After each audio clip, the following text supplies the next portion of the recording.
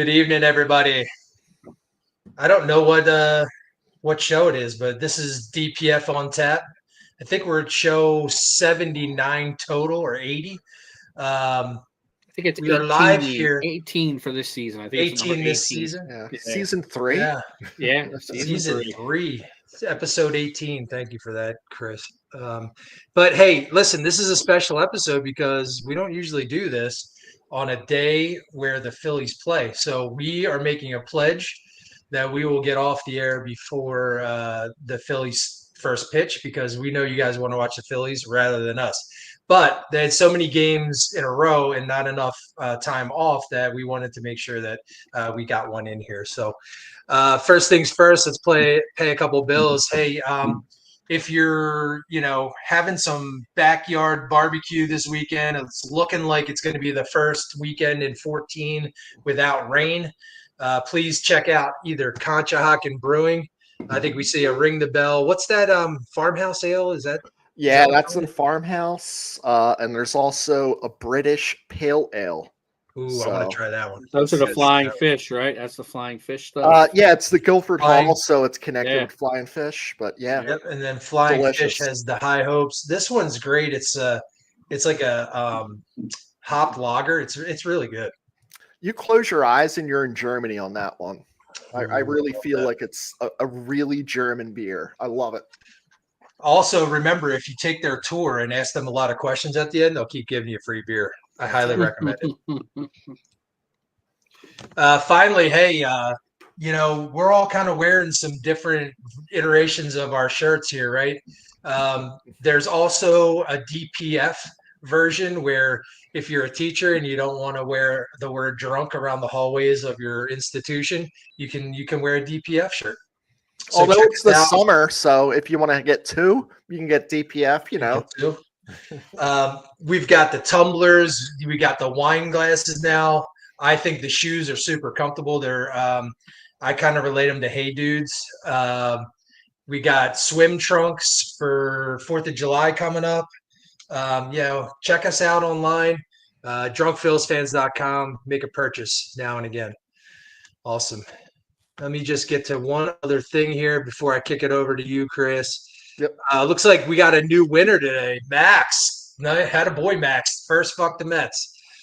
Look at that. Attaboy, Max. Steve Mold. It's actually Jesus. 2:30 where Steve Mold is. So nice job, Steve. Oh, It's look. It's I did the always math. beer 30. It's always beer 30 for Steve, though. Always beer 30. Broken Bell. Fuck the Mets, boys. Love those guys. And Harry, of course. Fata de Mutz. Someone wants to know where we're going to be on Saturday. Matt, I'm not sure who's going. I think Johnny said he's going to be in the, what do you call it? The Hall of Fame. Club. Yeah. Johnny's big time in it. Good for him. He man. is. He's pimping. Big Dick Nick in it. All right, Chris, you want to kick us off, my friend? Yeah, so as you can see over my shoulder here, we're going to be talking about FTM a little bit today. So some of our segments are, but I thought we would kick this off with something fun, guys. So what I think we should do is we do an all fuck the Mets team. And it's like a draft. And we each go round robin. Someone picks a first baseman. The first base is off the table. Then someone can pick a shortstop. So you have to choose wisely here because you want to make sure maybe your top hated Met gets there. So here's the ground rules. They must have played a single game for the Mets. That's it. That's the ground rules and that position. So, you can't take, a guy who didn't play the position. So we're going to go by last names. So Mike, you're up first. All right, so this is I was counting these up before. I have 47 players on this list. I'm going to pick the one that makes my blood boil the most. Brandon Nimmo. Okay. And what position So- are you taking him out? Left field is off the board. Okay. Left field. Okay. I think I'm up next. And I'm going to pick this guy, and I hate this guy. I've always hated this guy. And at a certain point, I think he held the record, had the most home runs all time as an opponent against the Phillies. He may still hold it. I'm taking the catcher, Gary Carter. Oh, he's on my list. Nice pick. Good pick. That's I think we're going to keep saying that like these guys are on our list, and it's amazing. So we got left field is gone. We got catcher that's gone. You still like a number 3 pick is still a huge pick here, right? So I am going to go first base, and I absolutely hate Lee Mazzilli. And I got to take him there. That's an interesting one. Yeah, it's not like a famous one. And I'll tell you, like, I thought about Dave Magadan. I thought about Lucas Duda. And I don't know why. I think I hate these guys' faces. And they just look like New York Mets guys to me. But Lee Mazzilli he's the one, man. I got a couple face guys on here too. Yeah, you got to. It's like, it's not that they killed us. I don't know if Lee Mazzilli did anything, but I just hate the dude. I thought Keith Hernandez was slam dunk there, though. Yeah, I agree, and he wasn't even on the top 3. Yeah, isn't that funny? That's funny. I don't know. I've had another slam dunk if Dugan went. I had Alonso on my list too. So, all right. So first base is off. Catcher and left field. Correct. Yep. All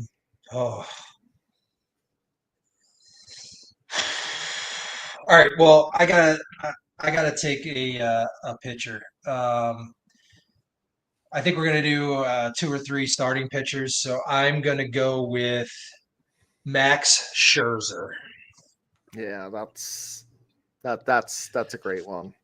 Talking about faces, like I can't stand the guys. The 2 different color eyes, and then all the different like expressions that he has, and I can't stand him. Chris, I don't know if it's like happening to you, but I'm like looking outside over my here. My lights are dimming. It's like fucking maelstrom. Yeah, I can't see. I'm in the basement, but my lamp here is strobing on me, so I can tell it's doing something. I'm not holding anything metal right now, honestly. All right, so we're up to me, right? We're back to me. Yeah. I'm going to take this guy. I just fucking hated this guy. I hated the way he played the game.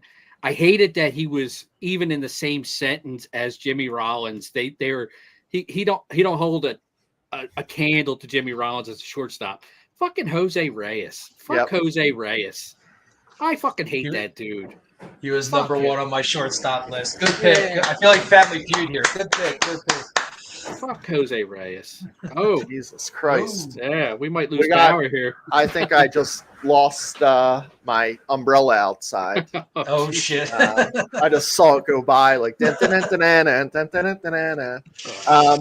Chris, great with Jose Reyes. I had him circled. He should have been a first pick, but, you got to do what you can do here. So getting Reyes at number 5, I'm happy with that one. Yeah, that's a huge one. I am going to go with third base here, and third base is tough. Third base is a really tough one, and I'm going to tell you who I had there. I had Ray Knight from 1986. Just one of the worst seasons for me. As like, I guess I was 12. I think it was the first time my mom heard me say fuck. And we know what the moment was when I said fuck. So Ray Knight was there, David Wright. So I was like, you got to rhyme with it. But I am going to go with Alfonso.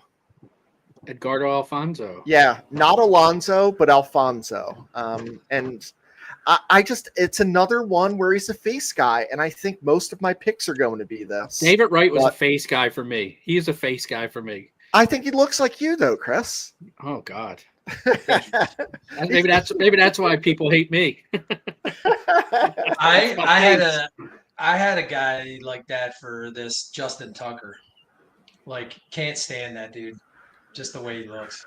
Yeah. Yeah, that's a great one. All right, so it's back to you, Mike. So we're down to second base, center, right, Jesus Christ. and 2 pitchers and 2 relievers. And so I'm going to go with another guy who, another outfielder in right field with Mark Cana. This is a Philly killer. Yep. Also a guy who I can't stand looking at, but he more like he just got like the biggest hits that I can remember to put Phillies either away or we were up a run or two and he would drive in 2 or 3 and like he just made me mental. So right fielder Mark Kane. And we were advocating for getting him, I think, last year, the year before, or some people were, maybe not we. Every year he's been available, we've talked about getting him because just being a right-handed bat. Yep. That's different. That's Dykstra. That's the Lenny Dykstra thing, right? We hate him when he's not on our team, but we love him when he is. So. All right. Mine's an easy one, and I'm sure he's on all your lists. This guy's a fucking little rat face, son of a bitch, plays second base, chokes up on the bat 900 feet. Fucking Jeff McNeil. I mean, I can't. He's definitely a face guy. He's an attitude guy. I don't like the way he wears his uniform. I don't like anything about that dude. And the fact that he's a Met makes it even worse. Just fuck Jeff McNeil. Good pick. So we have first base, second base, short, third, left, right, 1 starting pitcher and a catcher off. I'm going to, I think we can do this, guys. We're going to add another middle infielder that we can, choose and another corner infielder. Okay. So you have another second base and shortstop and another first base and third baseman. But it has to be after the entire team is filled. Okay. So, I'm like looking at center field. I'm looking at starting pitcher. I'm looking at relief pitcher. And again, I'm going to go back to 1986. I'm going to take the first reliever here, Jesse Orozco. Oh, the way he threw the fucking glove in the air when they won it, I just fucking hate that dude. Jesse Orozco. Good pick. He just looks like a Met. Yep. He's on my list. Fuck. All right. Fuck Jesse Orozco. All right. Let's see. I'll go center. We don't have center field, correct? Right. We had the corner. Nope, that's still available. I'll go center. Yoenis Cespedes. He's a guy, in my opinion, that he's one of those guys that just kind of digs at you little by little. It's like death by 1,000 cuts, and super cocky attitude and annoying. Annoying. Just that's what I mean by like picking at you. You know what I mean? So that was my center field first pick. All right, I'm gonna grab a starting pitcher. And it's the human rain delay, Steve Traxel. Yeah, that's that guy could pitch 5 innings and it was 3.5 hours the fucking game because he hold runners on, he'd step off and fucking throw over 100 times. Fuck Steve Traxel. He was top of the list. He's annoying to watch. Just annoying to watch. So that's the second starter that's went, but that's a great one. How he wasn't number 1, it's tough to understand.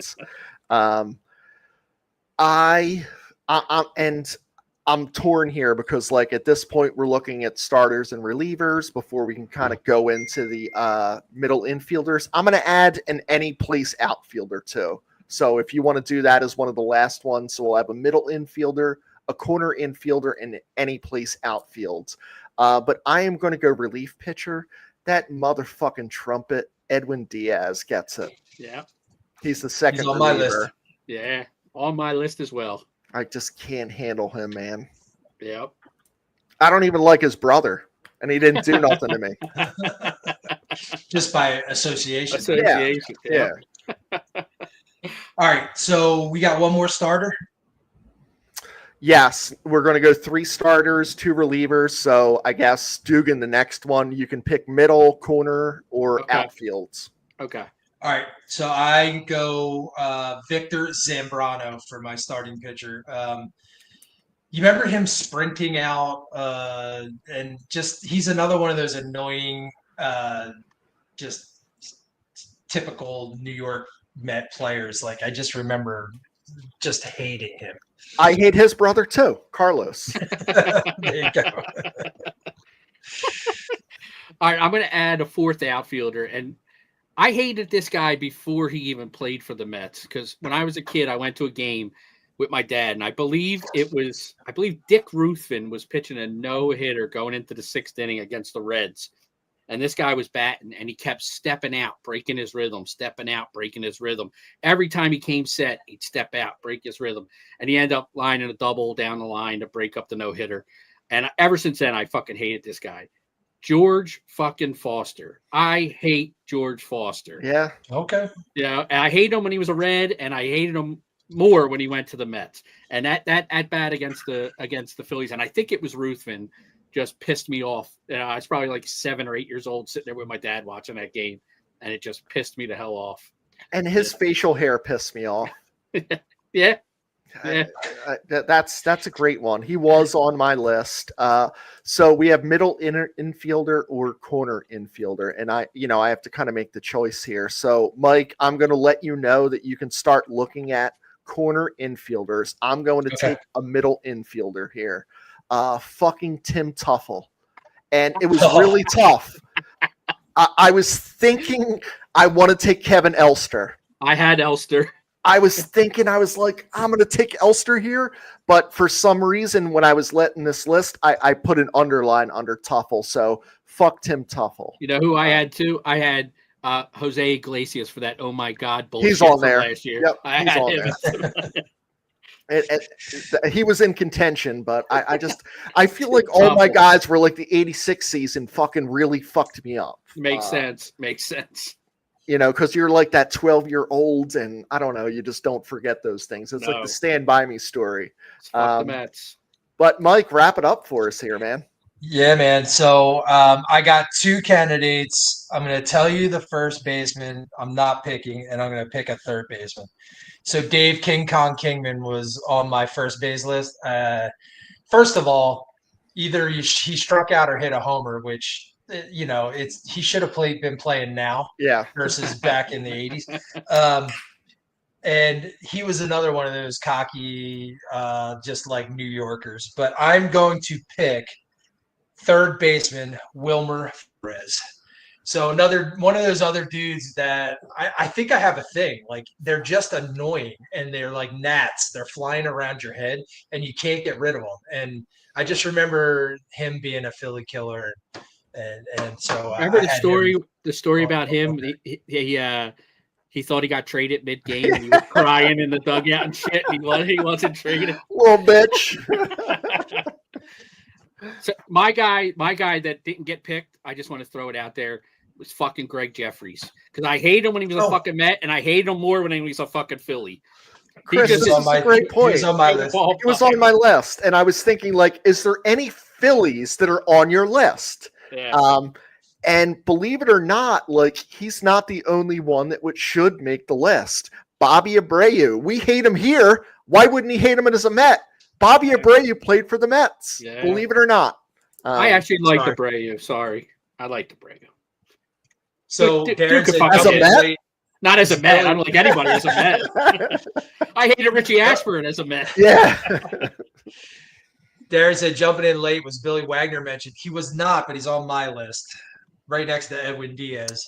Yeah, I kind of took up the relief pitchers. We only had Jesse Orosco and Edwin Diaz, but Billy Wagner is, that was tough. I just, when you only got 2, I picked the 2. How about that Goomba John Franco? He was on my list. He's on my list too. Yeah, he's another one I don't love.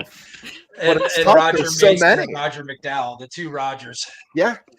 It's when you go through it, I'm like, is there anyone on our lists that like wasn't mentioned, like that were not mentioned at all by you guys? So like, just kind of shout them out, I guess. So Robinson Cano,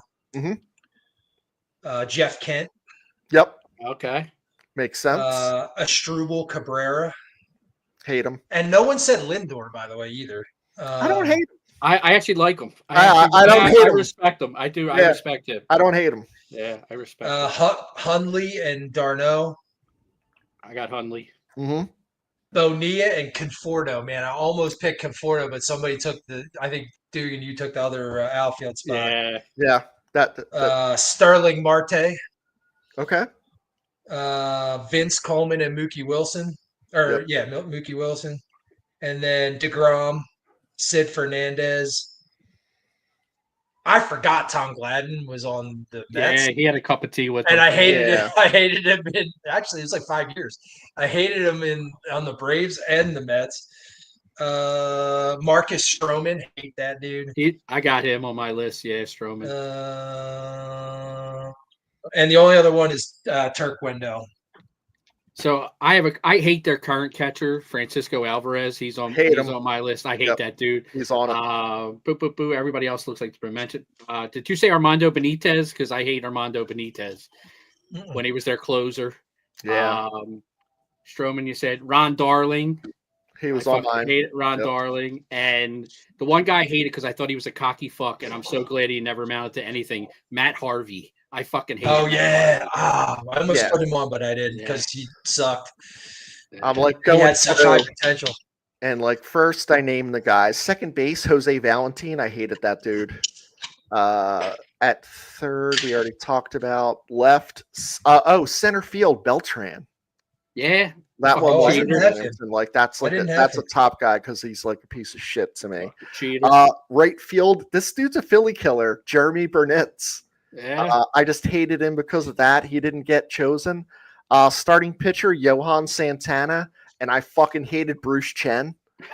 I don't have a reason for it. I just hated him when he was a Philly for other reasons. I did, right? Yeah, it was different. And then like I was thinking like maybe we do this another time, but it's like the Mets we loved. And this is like because they just, it's like Bonilla and Jason Bay. They paid a ton for him and they shit the bed, like an all shit the bed Mets team. So it's not like we love them, but I think we'd have fun doing that. Kevin McReynolds. Yes, exactly. Yeah. But this was fun. You guys killed it. That was awesome. That was great. Good shit. All right. So moving off the Mets for a second, I want to get into a little Phillies talk. And one of the topics I want to brought up, and it might not come into play now, but it might, given that Nola was just transferred to the 60 day. So that's going to take him out of action for a while.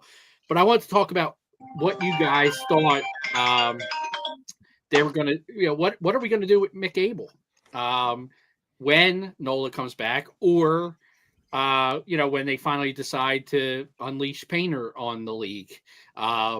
He's been pretty good. He's made 4 starts, carrying a 2.21 ERA. Hasn't really gone deep in many games. First game he went 6, and that's his deepest outing so far. 5 1/3, 4 innings, 5 innings. He's given up 3 home runs. It was all in that one game. He only has 4 walks in 20 1/3 innings, which the walks were his bugaboo last year. That's what got him in trouble down in the minors, is the inability to throw strikes. But he's thrown strikes here. Batting average against is like 250. 224. Okay. So he's throwing the ball really well. I don't know, if he's a guy that can make a transition from a starter to a reliever, or has he pitched himself into a spot where he's a trade piece come the deadline, like somebody that we can use to maybe get a center fielder or get a bullpen, back end of the bullpen guy, be a part of a package that the Phillies can put together. Or has he pitched so well that we need to keep him in our rotation and figure out something else when Nola is available? Nola's coming back. He's going to start. You're paying him starter's money. He's going to start. Painter, I don't think they're going to move him to the bullpen. So if they ever decide to bring him up, he's going to start. I just don't know. I think Abel has pitching so well has created a lot of questions for the Phillies. And, it's early. He's going to have a few more, probably another 4 or 5 starts before the trade deadline. So that might, that might change the way he's throwing right now. Like Jason said, over time, the league may catch up to him. But at this point, the way he's throwing, I think you have to be encouraged, and you have to think that he's a guy that is going to force you to make a decision one way or the other. Few points here that all yours were great. This is the first time Jason and Chris have ever agreed on anything. I want to mention that, and I was like, I had another kind of thought in mind, Chris, and I agree with you. I think the Phillies lost, and we lost faith in Abel. He comes up here, and you're like, I don't. Now I'm like, maybe this guy does have something. Yeah. I think they brought him up to showcase him as part of some type of trade, but I think what Abel is going to get is a Kyle Finnegan or a Felix Bautista. Do you do that?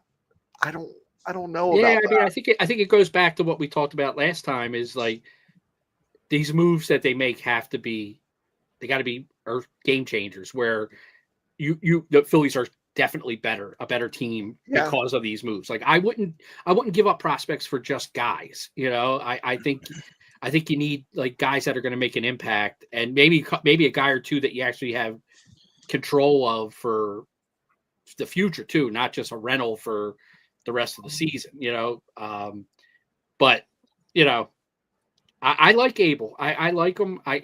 You still have the thing dangling out there. Like, what are they going to do at Ranger next year? So is Abel a guy that maybe can slide right in the rotation next year, Yep. back end of the rotation? So I think he has some value, and he's got maybe 4 or 5 more starts to either improve that value or, or shit the bed, which I hope he doesn't do. But I'll tell you what, guys, like the other thing that I'll say is like when you're in a situation where like that we are, like I look at the app and I see like who's starting. I would get pissed off when Nola was starting. I'm not pissed off at who's starting anymore. yeah. I'm like, every guy could give 9 innings, no runs. I really, truly believe that. Abel, maybe not as much, but I think he's going to give you 5 or 6. Nola, it was like, you just never knew. You just, I don't know. Like, is that not the truth? Did you guys not look at Nola and say, I don't know, it's a Sunday in the afternoon. Is he going to get rocked? Yeah. Yeah. I mean, the Rav 4th inning, right? Yeah. I just think it's potential. I just think it's kind of a race to, who gets back first, Nola, or do they bring up Painter? And Christian, I guess that is. Christian brings up a good point. Like, if Abel is still pitching as well as he is now, does Ranger go to the 10 when Nola and or Painter come up? So that's just one option, right? Yeah, And then Ranger's pitching better than anybody. I mean, in the rotation. So do you want to take him out of the rotation for the first few times through? Sure. Yeah.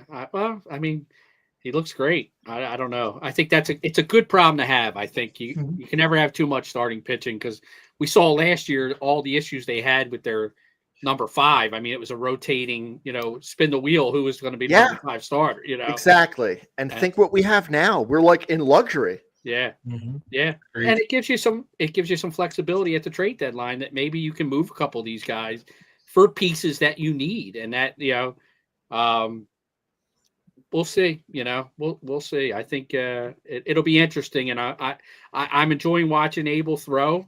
I think he's got a lot of life on his stuff, and he's throwing strikes. So, we'll see how he does over the next few starts as there's more tape on him, more video. Yep. More the tendencies, hitters start picking up his tendencies a little bit. So, we'll see. We'll see. But yeah, thanks for the input, guys.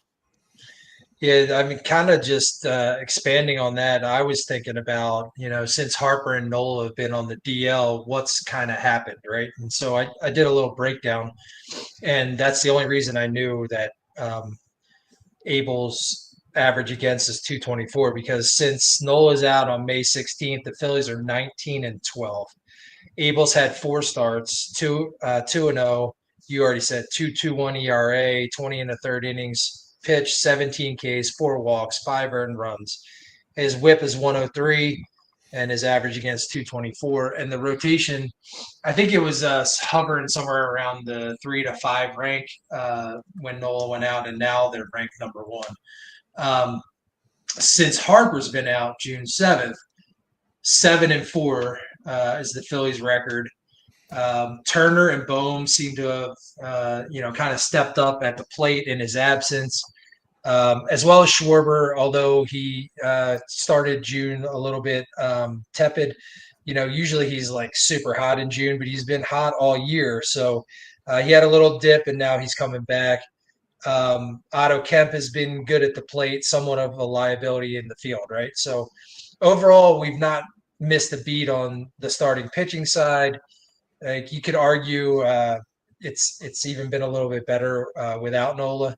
Um, it feels like we've taken a little bit step backwards in the offense, although it's coming on lately over the last few games without Harper. Um, or at least the threat of Harper. And so I just want to get your guys' opinion. What do you guys think as far as the pitching and the offense since those two have been out on the IL? I mean, I think the starting pitching's been fantastic. Even with Nola being, like you said, they were third in the league with Nola with a high ERA, and so to actually improve upon being third is fantastic. I mean, Harper's the guy. When he comes back, I expect the Phillies to be better than they are today. As long as he's healthy and able to contribute, he's the guy they need. He's the bat they need. And I think Schwarber's struggles in early June may be a factor because Harper's not batting in front of him. Sure. So I think that Harper sets that whole lineup up. When you put him in there, because you have to pitch to him a certain way, and you got to pitch to the guys around them a certain way. I mean, obviously, I think the biggest guy since Harper went out is Turner. I mean, Turner has been on fire. He's starting to hit with power now, which he wasn't doing earlier, but also mixing in his doubles and base hits. I mean, I feel like every game Turner's getting 2-3 hits, like every game. Yep. He's on base all day. I mean, it's the other guys that you got to help pick it up. Bohm's been unbelievable. Marsh has swung the bat really well. Stott, a couple of hits last night. I'm not getting excited about it, even though one was a home run. I still think he's got a long way to go to prove that he's an everyday major league hitter. But Castellanos has been hitting the ball really well. Kepler has been hot of late. So there's Otto Kemp swung the bat well since he's been up. So there's a lot of things going well with this offense. I think dropping Harper in only improves everything. So I like where the Phillies are. The fact that they can win without those two is a huge plus, Yeah, I mean, we're seeing some next man up mentality, right? Could you imagine at the beginning of the season if we heard in March that Harper and Nola were out for a good portion, most of all? We don't know, right? Yeah. We would be losing our minds. But guess what happened? Someone stepped in for Nola, and I don't know if that's Abel or Suarez or whoever Or it may both, have been. yeah. Yeah, but they've been excellent. So starting pitching is like the least of our concerns. Bullpen, there's concerns. But I wonder how much that Harper being there, you're depending on this guy to like hit a grand slam every time, hit a home run every time. And now, like, he's not there. And these guys are like, you know what? I'm going to step up. And maybe Turner definitely has. Yeah. We've been very hard on Turner, and his defense didn't get better because Harper went out. But his offense has been awesome all year. And if he adds those extra base hits, but I think he's got 20 plus stolen bases, 90 plus hits. Yeah. So he's just been excellent. If we can get some output from left and center, then, it outweighs the loss of Harper because nothing was happening when he was here. Yeah. That was an absolute chasm of like, anything that's good. And Kemp, I don't know. I always root for these guys, right? We rooted for Weston Wilson. It didn't work out. I loved Len Matuzik back in the day. Like, he has to take over for Pete Rose. But, Otto Kemp is in one of those situations, and he's taking the most of it. We know he's likely gone, or, one of the other players are gone because Kemp can apparently play everywhere. Yeah. but it's nice to see them step up. Like he almost had a 5-hit night and stole a base. Yeah. So that's just amazing stuff. We need to see that. I want to feel that from guys that get brought up that are doing well. Yeah. Did you? You mentioned the bullpen briefly there. I don't know if you guys saw Ricky Bo last night when he was talking about Strom, and he thinks Strom's tipping. He said he's slowing down when he's throwing his breaking stuff. His motion is slower, and he thinks that's keying off the hitters to what's coming. So if you're not I mean, his fastball's pretty straight, but he seems to be deceptive with it when he's I guess not tipping, his off speed stuff. So maybe that's something like Luzardo kind of, he got hit a little bit this last start. Maybe that's the key. Fix Strom. See what is he tipping his pitches. I mean, the guy's been so good for the last 2 years, and it just seems odd that he's getting hit the way he is this year. Chris, I think he's hurt. Maybe. I think he's overused because, like, I'm thinking, like, when you're pitching and, like, you're kind of, like, throwing that curve or slider that may hurt, or to me, it was the fastball that hurt. Yeah. So you end up, going to different arm angles and throwing different things. But I think his velocity, I'm not a big velocity guy, but his has been so down that it's not close. So I just wonder, like, is it tipping? Or is it like he's tipping because he's hurt? Yeah. And he doesn't have a choice. It's a shame. And with what happened to Alvarado, him, Kirkring, Romano, they got to pick up those innings that we're not getting from Alvarado, which, I just hope they don't burn these guys out. Really quick. I'm going to answer Steve. No, we cannot leave Noel alone. Not for the next 6 years, Steve. Sorry. Cool. So and everybody wants to bring Crawford up, by the way. I don't disagree with it, but I guess there's a lot. There's a lot of sentiment out there. Marsh kind of stepping up is kind of like put the pause on that. So what do you do? Yeah. Because I'd rather get rid of Marsh than Crawford. I'm not trading Crawford for Bautista if Marsh is hitting 300. Like it's nuts. Yeah. Going on with our kind of like the Mets talk, right? So this is like the special edition, early FTM edition. So I want to take you guys back, and this was to us, or to me, the renaissance of the Phillies. There was the 80, that wasn't our team. 83, we were still young. But 2007, the Phillies like making the playoffs. There was a reason why they made the playoffs, because they weren't expected to. So it's 17 games left. The Phillies had 0.2 chance to make the playoffs.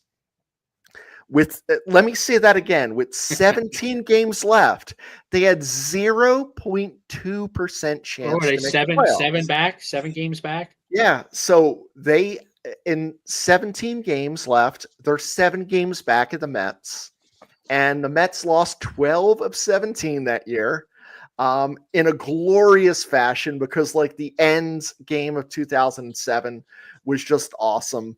The Mets at that time, like with 17 games, they're on pace to win 93 games. It's a sure shot. They finished with only 88. So, they were down 5 wins from what was expected. The Phillies took the division, by 1 game, and with a 549 winning percentage, which is the lowest. I don't know if it's all time, but it's the lowest in a long time of NL East champion. So there was like 19 years where like 549 was like unbelievable. I loved that. I point to that, and I'm thinking like this weekend, what are things we can point to? Because recently the Mets have had our number, right? They sure have. I'd like to, look backwards a little bit and be happy. So 2007, guys, do you remember this? What was your remembrance of like that last game? Phil's playing the Nationals. We're scoreboard watching. Like, where were you? Do you remember any of this going on? The biggest thing I remember, in that series and that Phillies comeback was a September afternoon game against the Mets. And it was kind of a wild back and forth game. And I remember I'm driving home from work, driving down 95, listening to the game. 5:30, whatever, ninth inning, the Phils are down a run or whatever. And Chase Utley hits a single to right field, and Tadahashi Aguchi scores the winning run. And I could still picture the replay of him sliding into home and jumping up with his arms up. And I think when they won that game in the fashion that they won it, I said, "Holy shit! The Phillies have arrived. Like the Phillies are here." And I think that the thing about that 2007 team is they made the playoffs that year. And that started the climb. And then they won the World Series. And then they went back to the World Series. And then we started our downslide. And I think it's kind of the exact opposite of where we're at now, where that 2022 team went to the World Series. And now we're slide. Like we didn't have that buildup like that 2017. And then, I mean, we won the division, we made the playoffs, and then the Rockies kicked our ass and knocked us out of the playoffs. But I mean, that year just kind of set the Phillies off, and you said, all right, this is the team. And Jimmy Rollins, we're the team to beat, and all that shit came out of that year. But I remember the double play to end that game against the Nationals with Jimmy sliding up the middle, flipping it to Chase, and turning the double play to end the game. I mean, like all that stuff, just what a great run, what a great start to a great run for the Phillies. And just to have it happen against the Mets, like that they blew that 7-game lead, it just makes it that much sweeter. It's not our beautiful story in 2022, but you mentioned it, Chris. Like the Mets had a 10.5-game lead over Atlanta in 2022. Yeah. And they didn't make the playoffs. Like, so that's another shit the pants moment. 3 months to go, 10.5-game lead. They lose, Atlanta obviously won in the NL East and Phil snuck in. But, I take great pride and joy in like Mets defeats like this. It's I might like it's more fun than a Phillies win. It's more fun. It is. Like when I see that we're 1 game behind going into this weekend, what a perfect time. Like we had this on the calendar forever, and we're like, we don't know. We could be 10 games up and it doesn't matter, or we could be 10 games down. We didn't know. But this is turning out to be like this weekend is going to be awesome. Yeah, I'd love to be tied going into it. Yeah. I feel like Jason here. In 2007, I had a major project at work, and I just remember working, drinking, and the Phillies winning. Like I can't remember what you guys specifically can remember because it's just all a blur. So I'm with Jason on that one. So I want to bring up the hot topic of the last couple of days and get your guys' impression.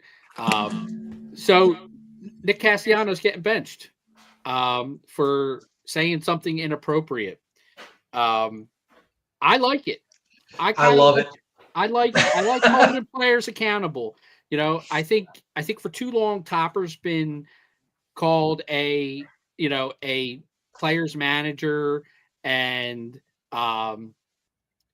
now maybe take it back a little bit, Topper. Like Topper's got to be on the hot seat a little bit for this team underachieving once they've made the playoffs the last couple seasons. So he's kind of in win now mode, and you can't let the inmates run the asylum. You have to take charge. What I'm hoping is it symbolizes a complete change in Topper's attitude, where lack of hustle is not going to be tolerated anymore. That bonehead base running is not going to be tolerated anymore. Mistakes in the field, like Marsh last night coming up throwing home in the 9th inning. What the fuck are you doing, dude? Keep the runner off second base. Keep the double play in order.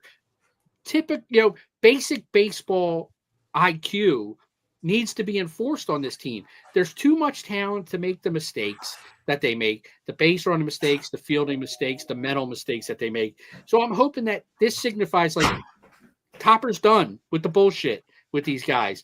Start playing the right way, or you're not going to play. Like that should be the bottom line. And I for one, am a fan of it. If Casty mouthed off and got out of line, fucking take a seat, dude. I don't care about your fucking streak.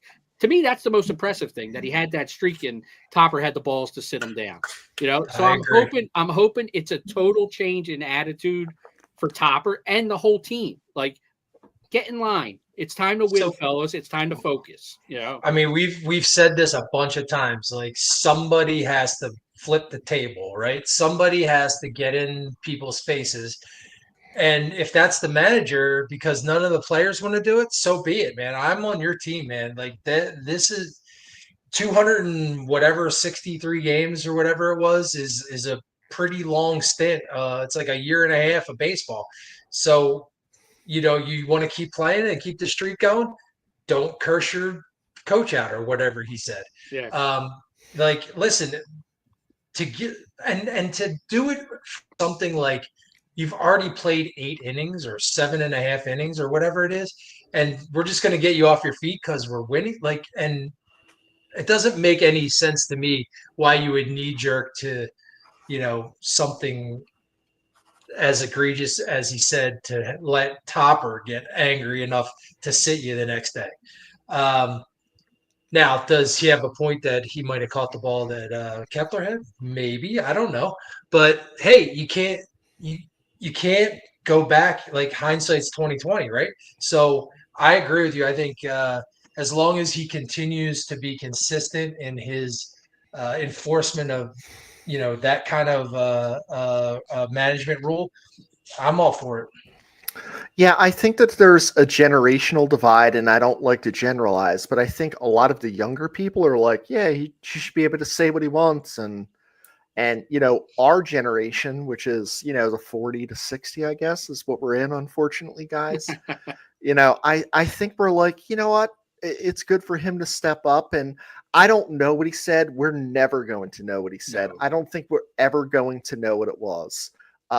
But we can kind of have an idea what it probably was. Like, why are you taking me out? That guy sucks. Fuck you. It's something to that extent.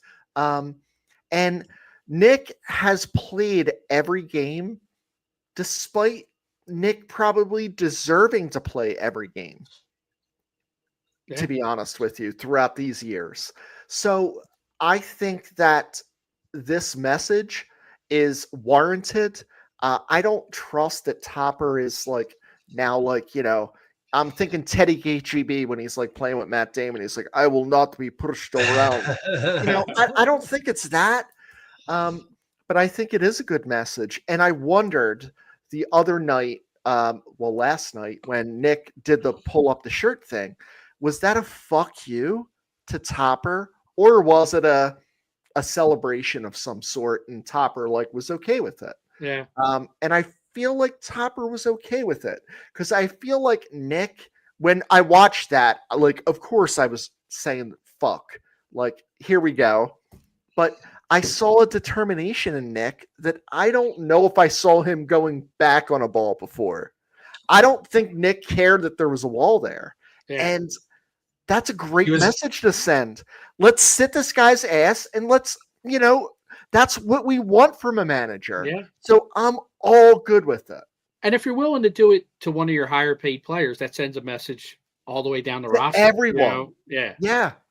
And a guy with a streak over 230 something games or 240 something, whatever it was, I mean, it sends a message. It definitely sends a message. Now, will he be consistent with it? I think, I think that's the key. You got to be consistent. You got to stay on, guys. And the next time somebody does something, you got to bench them. You just have to be consistent. It can't be a one-time thing and expect it to be a message that the team gets, And David, Nicky Nip slip. And it's funny because I'm assuming that Nick's fan mail, he has thousands, hundreds of thousands women saying, every win, could you do this? We have Lucy the cat dance, we put up Ring the Bell, we have the high hopes.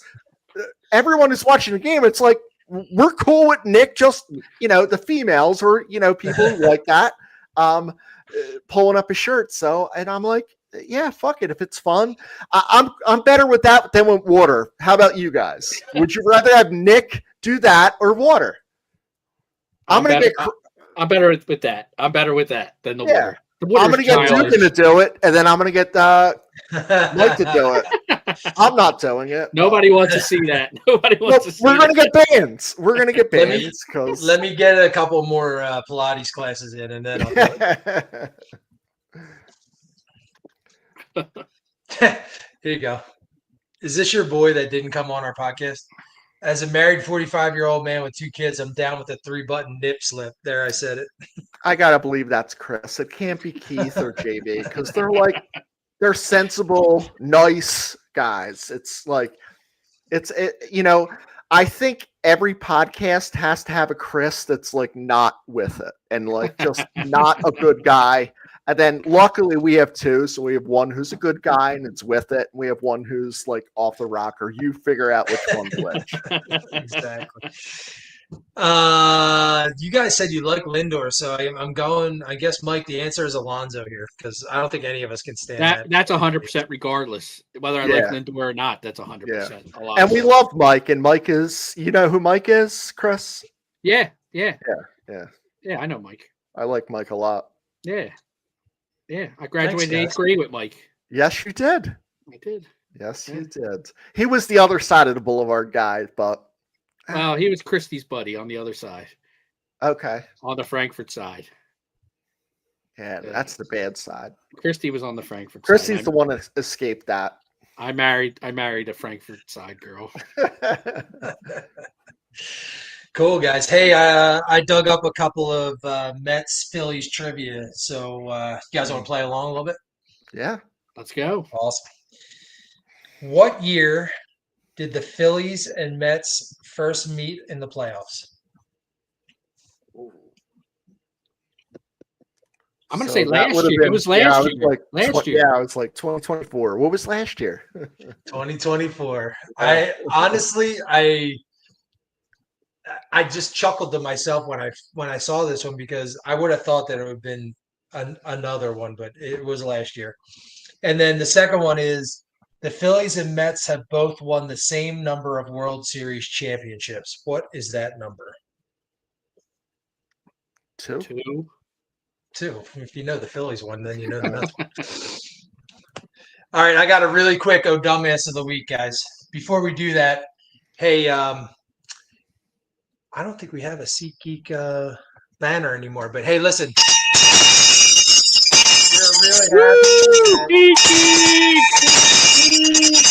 We are really happy that SeatGeek sponsors DPF on Tap. Go to SeatGeek, and for your first purchase, if you do Drunk Phil's Fan, no S, all caps, one word, you get $20 off your first purchase. And so thanks a lot, SeatGeek, for your sponsorship. We appreciate it.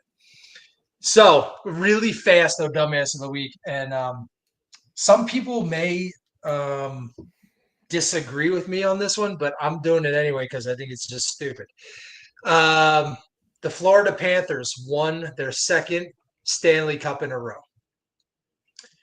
And as is a custom, as is what happens every year when you win the Stanley Cup, you party on into the night.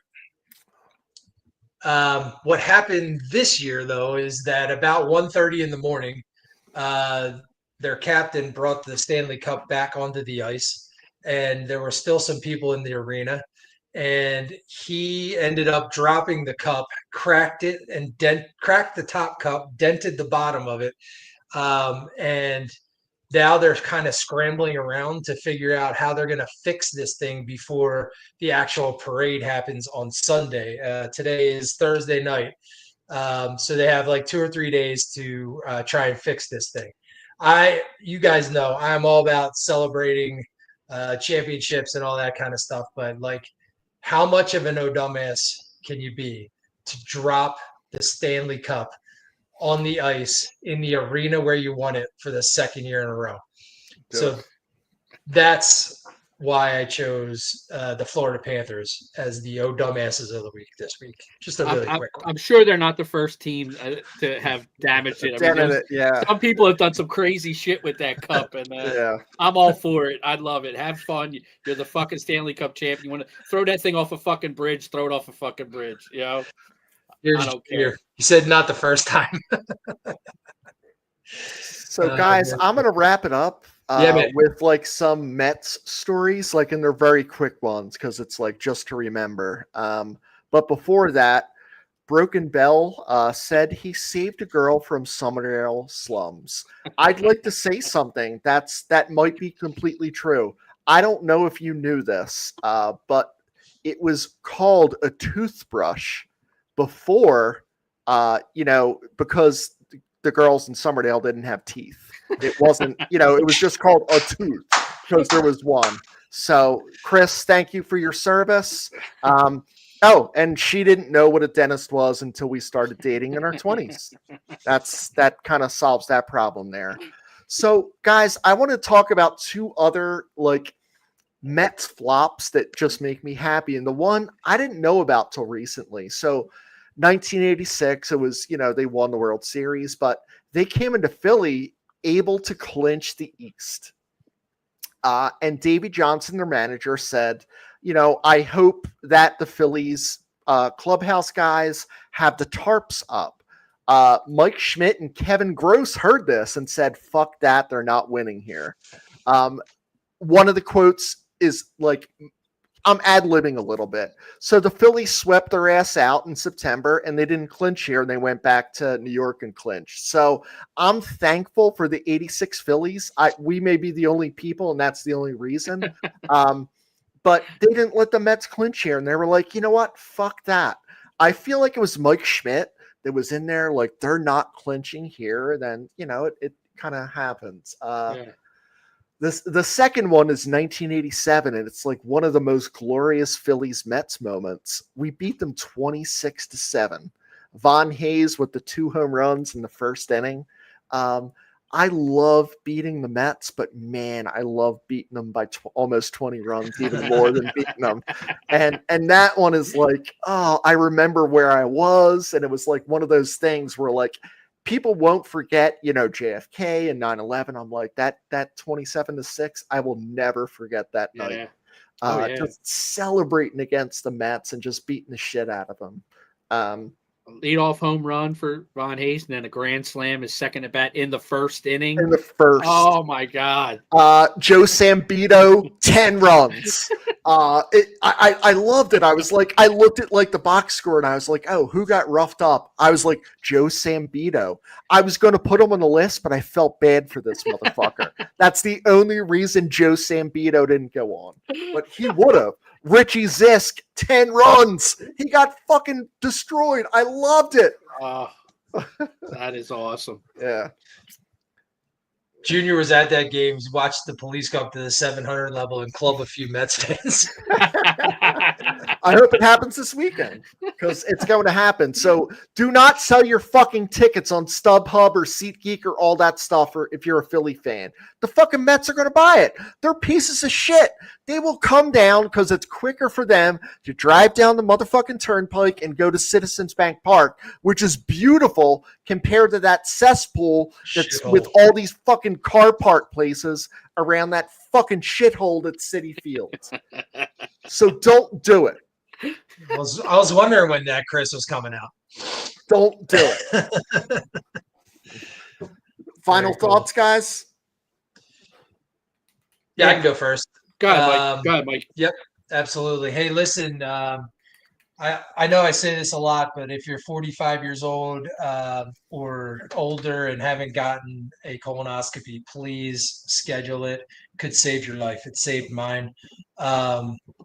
Really, really looking forward to this series. Fuck the Mets. Fuck Gary Carter. And, let's go out and get 2 or 3 out of 3. Dugan?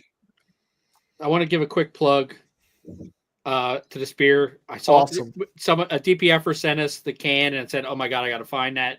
So it's Fighting Words from Lost Tavern Brewing, which is in Hellertown and Bethlehem. Really cool can. And the beer is really good. So go get it if you're in those areas. It's really good. I'm just going to say, I hope the Phillies don't forget before this Mets series. They got another game tonight against the Marlins. Win this game tonight. Take care of business tonight. Hopefully the Mets get beat again by the Braves and we come into the series tied. coming in this week. But let's fuck them up let's get some payback. The Mets have owned us the last couple of years, especially the playoffs last year. We got swept there the beginning of the season. Let's fucking answer back. Let's show some pride and let's fucking beat the Mets this weekend. But take care of business tonight with Sanchez on the mound. Win tonight, come home, and let's have a great weekend. So I'm going to keep it short because we promised to have you here about that Phillies game, and we're at 1 hour now. And what, guys? It's 6:30. Oh, so we got 10 minutes. 10 minutes. So I got 10 minutes to stand here. I'm going to do a filibuster for 10 minutes. But no, like I want to go on social media and I want to see Frank the Tank snapping the fuck out on Monday or Sunday night after we just swept them. I don't want 2 out of 3. I'll accept it, but I want 3 out of 3. I just want to beat their ass. I just feel like it's something we haven't done, and I need to feel that feeling again. Like I feel a little bit dead inside knowing that the Mets got us, and they have. So we're going to, we've acknowledged that they've got us. Anytime someone, a Mets piece of shit fan comes on the page and it's like, oh, we just beat you. Yeah, we fucking know. Like, do you look at our page? We've ripped them more than you did. You can't say anything about them that we haven't said 10 times fucking worse. So the second thing is no one hates the Phillies more than we hate the Phillies. 100%. And that thing you posted is like, I've never been so angry as I have over 162 game season. We could be in first or last. I feel the same. Yeah. So we're going to I'm doing a podcast this Sunday with my cousin. We might talk about Uncle Badload. So it's my cousin. It's, our dad's brother. Uncle Badload stories could come out. It's going to be Sunday morning at 12 because he's West Coast. So we're calling it DPF Coast to Coast. I believe the next time all of us are on, we're having Jason Martinez from Fox on. Which is pretty cool. It's always nice to have, people that are in actual media, even though I feel like we do a really great job as a team. And, kind of the last thing is like, it's so difficult to know that we're not in first place. And I want to, Sunday night, I want to be ripped off my ass, tossing beers back with these fine gentlemen, saying that we're 2 games or maybe 3 games up because I'm hoping the Mets lose tonight and the Phils win. We could be 3 games up after Saturday. So let's make it happen. Thanks for tuning in at this special time. And we'll see you on our next episode, which I think is the 26th, but we always post it. So thank you and have a good night. Make sure, guys, if you like the program, go on and give us some 5-star ratings. It really helps with the algorithm. We appreciate it. Subscribe, share. Thank you. Yep. All right, guys. Fuck the Marlins, fuck the Mets. Let's go. Fuck the Mets. Let's go, Phils.